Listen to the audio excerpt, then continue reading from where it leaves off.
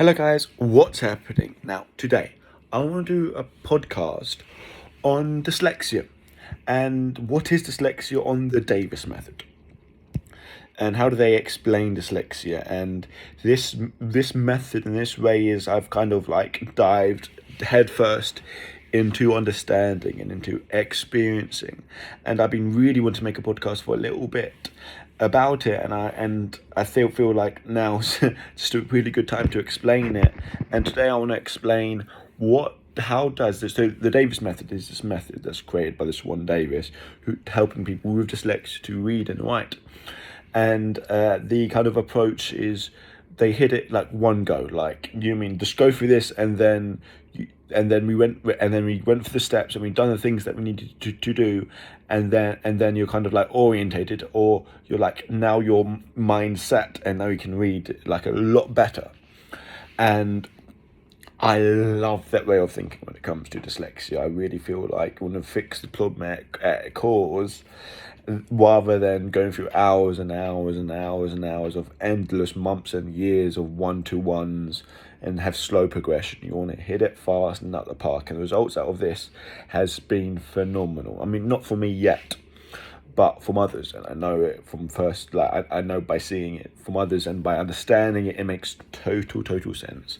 So guys, if you're I'll be talking about dyslexia in terms of the reading and writing aspect, and if you're dyslexic, want to understand more, or interested in like sharing this to other people so that they can go and understand more about it, about their dyslexia, and give this a new perspective on dyslexia, because it's hard to find one.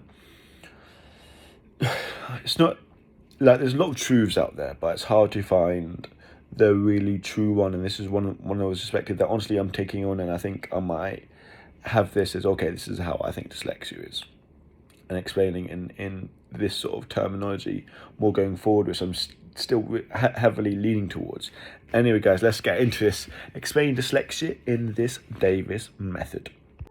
So the big question is this: how can dyslexics like us create a place, a community, a tribe where people at any stage of life can come and solve any challenge, amplify their strengths, and ultimately help them become who they were meant to be, or in other words, conquer their dyslexia? That is the question, and this show is the answer. My name's Theo Goff, and welcome to the Conquering Dyslexia podcast.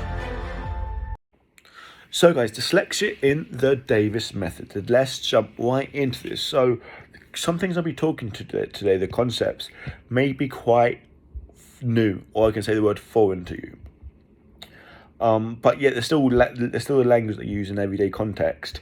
But we're explaining dyslexia in a sense of how does it come about, and how does it occur, and what is this in this method called the Davis approach, in this approach called the Davis method. I kind of mixed up my words there. But in the last 2 weeks, I've been really immersed about it. I took the course on it, about how to teach it, and now I am basically going through training on it as well. So let's go. The Davis method. How does it work, or what's this understanding, or like the theory on dyslexia? Now, there's like a 9-step strategy they use on how they can, like, how is the learning disability of dyslexia caused, and I'm going to talk about that, but I'm going to talk about really the essence of like this Davis method, which I 100% agree with. So dyslexics are picture thinkers, massively picture thinkers, and we take a picture of everything. And when we don't understand something, this is like when early on, and this is dyslexics as well as non-dyslexics, just very visual picture thinkers. When we don't understand something, when we see a foreign object, don't understand it, we get confused.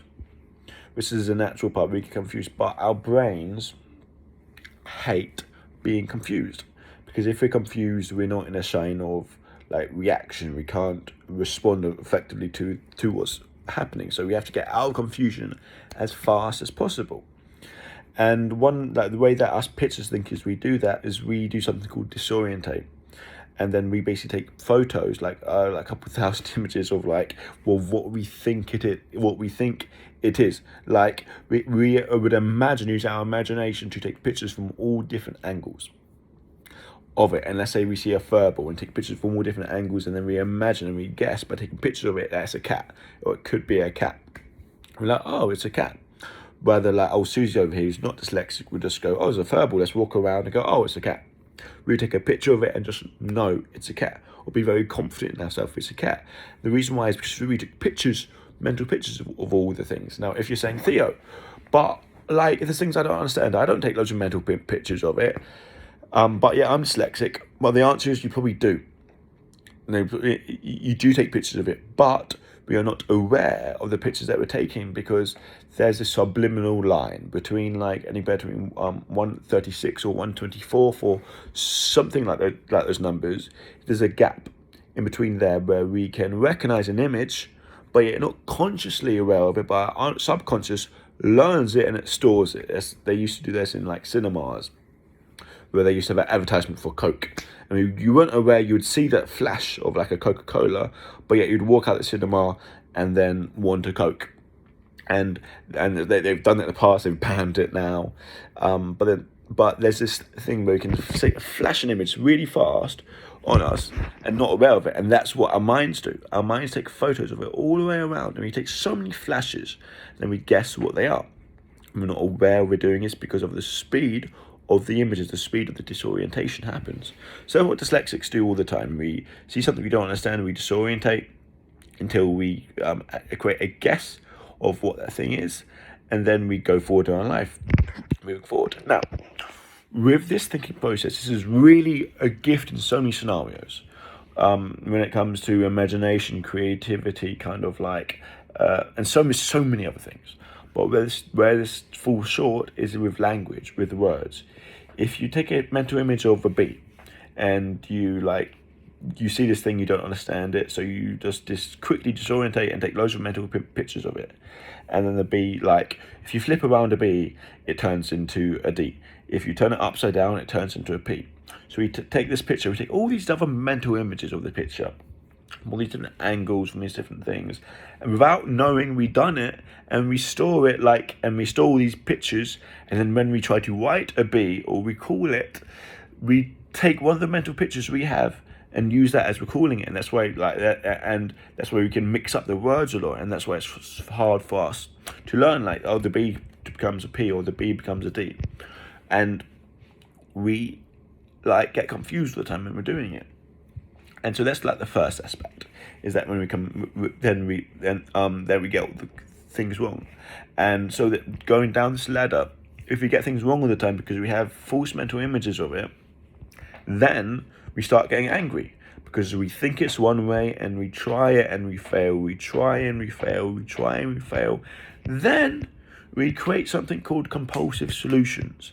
These are ways around the problem, and now they can be anything from learning the alphabet song to changing your personality to becoming the class clown, the person, or like working out when it's your turn to read and then running out to the toilet, or all these behavioural changes really change if you're not feeling the embarrassment of getting the wrong answer over and over and over again.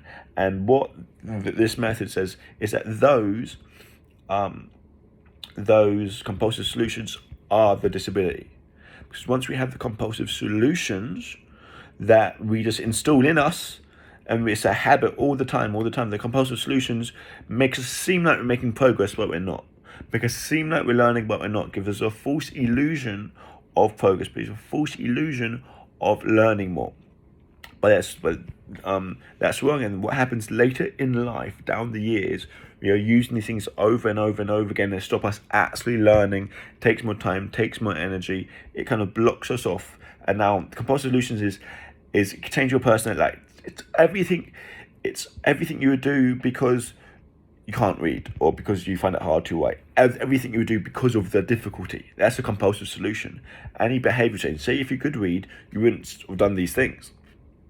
Like you wouldn't change your personality, you wouldn't become the class bully, you wouldn't become the class clown, you wouldn't become distraction, you wouldn't become quiet, you wouldn't become shy. These are all compulsive solutions in a sense. It's like sometimes we don't think of them consciously, we think of them unconsciously. It's like how our brain comes up with solutions to not feel the pain. Some of them are consciously, some of them are, oh, I can run to the toilet, or, oh, I can learn the alphabet song. Some of them aren't. So these compulsive solutions are the actual learning disability.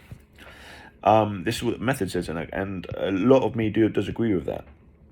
And then it goes on to say sort of like, well, it doesn't really go on. I'm kind of like compiling what I've learned and giving it to you. This stuff like really blows me away. In terms of the science, in terms of the facts, in terms of like us as dyslexics, we resonate with this so much more. And then like neurotypicals kind of like, okay, but dyslexics go, yeah, this is it. This is exactly what happens to me all the time. And one thing that can be like clean for me is what they work on doing, and what I'm going through now with an amazing person called Joy, actually. I think I have one today. I'm not sure if I do. Not sure if we'll go through because there's an issue with times. Anyway, with this, basically they want to trade. So we have all these mental images, all these letters, all these sounds, or blah, blah, blah, blah, blah.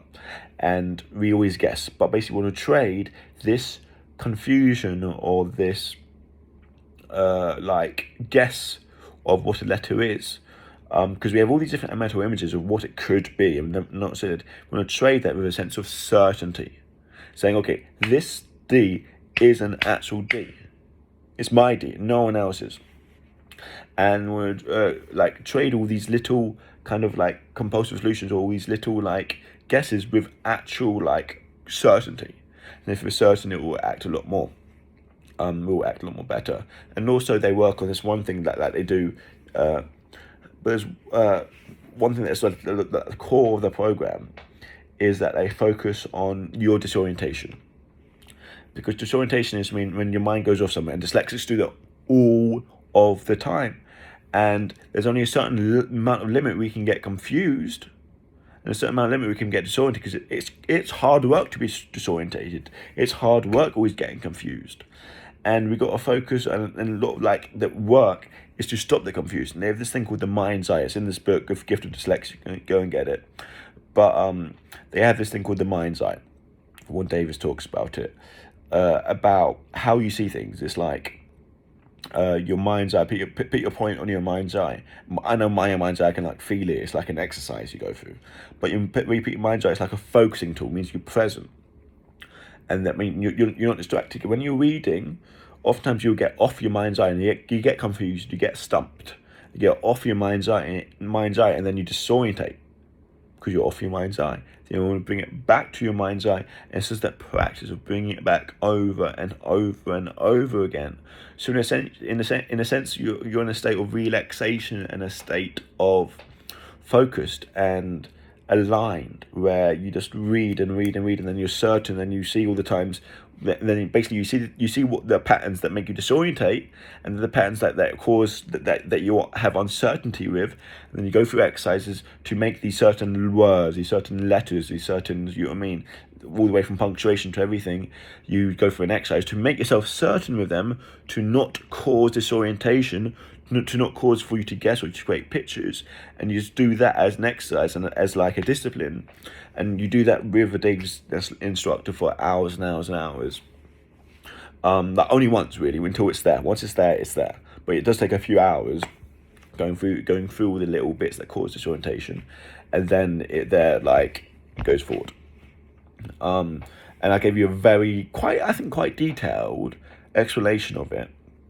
There's one thing that I kind of want to end this podcast episode with, because I think it's quite informational, and quite rich. I'd recommend listening to it a lot, and I recommend getting the book, The Gift of Dyslexia audiobook. I've listened to it 100 times. Is that there's one other method. You mean dyslexic, went through dyslexic school from year 3 to year 11, tried everything after, left at school to learn and improve English. I was the lowest at school, and nothing really worked apart from this one thing called the universal reading method. Tried that, I exploded, never read a book in my life. In the first 4 months, I read 4 books. First month, I read 1 book. 4 months, I read the first 4 books in my life, big books. And that was a sort of like an exercise you do once, and it trains the brain, and you just do once, and it works like unbelievably. And this thing is the same philosophy. You do it once. But what I feel like this is strong is that like this other universal reading method, it's not as fleshed out. it's not as worldwide known. It's not as been taken for the ringer as much as this Davis method. Not saying one's good, one's bad. I'm saying one has more experience, the other one isn't. It's still like a baby, isn't it, in a sense. So the one who has more experience is more fleshed out, and it's kind of like, yes, we can go for these exercises to make you read really good, but also there's a conditioning process with it that's been tried and tested and blah, blah, blah, blah, blah. So anyway, guys, like, I know it has caused a lot of people to like learn so much more, and it's incredible. I am going to go through it for myself, and I'm going to tell you exactly how I'm doing with it and exactly what I think. At the moment, my training is still at the very, very start of me actually going through the method with someone else who's a trained coach. It's the very start, so I haven't really got much to say yet. But I'll let you know how it goes about it. And yeah, I think the biggest thing we can get from this is that if you're not dyslexic, if you're neurotypical and you want to help your little one, don't try the, my opinion, don't try the conventional methods. Like, the kind of like, just the basic phonic-based stuff, the boring stuff. Because, yes, you will see improvement, but it doesn't fix the underlying cause. And I think people are still finding out what is the underlying cause. People may have answers, but no one knows at the end of the day. No one knows what the underlying cause is and how to fix the actual cause. No one knows. People are working on it, and I think the Davis method has took a big stride into working on it, same as the universal reading method, and it's to do with doing something to condition the brain differently, not about just learning in a different way of doing something multisensory. It's about how to condition the brain to work differently. And guys, I'm still going to explore into this world and tell you everything I'm learning. Anyway, keep that in mind. I hope we're doing good, guys. And guys, if you want coaching, I'm doing free coaching at the moment. Click link down below to see the schedule. Completely free, guys. I'm doing coaching. I spent my whole life with dyslexia. I spent almost a decade now, like obsessed on learning about it and improving it on myself so I could help others, and learning about it to help others. Completely free, like half an hour coaching, work on your goals, help you in so many other aspects. And challenges that you face. I promise you, I face them, or someone I know close to me has faced them as well. I faced almost nearly every dyslexia challenge. That is at great detail. Anyways, interested in that, click the link, sign up for completely free coaching now. There will be a time limit on it. I'm not going to have too many people on it because I've got so many time, 3 or 4 max. Like once a week coaching. I'm completely free. Like if you want help, I mean, this is like the golden stuff for you. Click link, get that. If not, keep enjoying the podcast. Leave a comment, share it to people who find it helpful. And take care, guys, and bye.